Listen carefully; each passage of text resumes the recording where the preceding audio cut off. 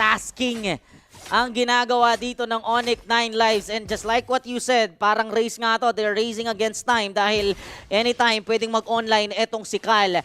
At yun ay alam ni Kane. Kaya nung nagkaroon ng gulo at nakita niyang walang bantay si Kal, pinuntahan kagad. Sinakal eh.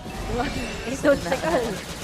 Sinakal, kinalkal eh. Anto na naman ang mga wordplay natin. Oh. Pero ngayon, sinashanel nila yung mga championship na ganun eh. Mga recall na yan, di ba, sa Onyx kasi, sa Onyx Philippines. At ngayon, nakikita rin talaga natin na parang kidlat, mabilisan lang. At papasok, conceal play dito, Tupe sa may bandang gitna, naghanap na masasagasaan. Habang naghanap doon, meron ding ibang nangyayari doon. Multitasking na naman. Division of Labor ang ginagawa dito ng kupunan ng Onyx 9 Lives. Nakapasok, nakapenetrate na sila sa base. Patay na naman si Louie. Etong Lord natin nakahalik pa rin sa base at gusto tapusin na yung laban. Tower lock si Sean, kasabay na rin doon ng buong Onyx 9 Lives. Ang unang panalo ng Onyx 9 Lives para sa season na ito. Strong opening and a strong ending para doon sa match number 3 natin.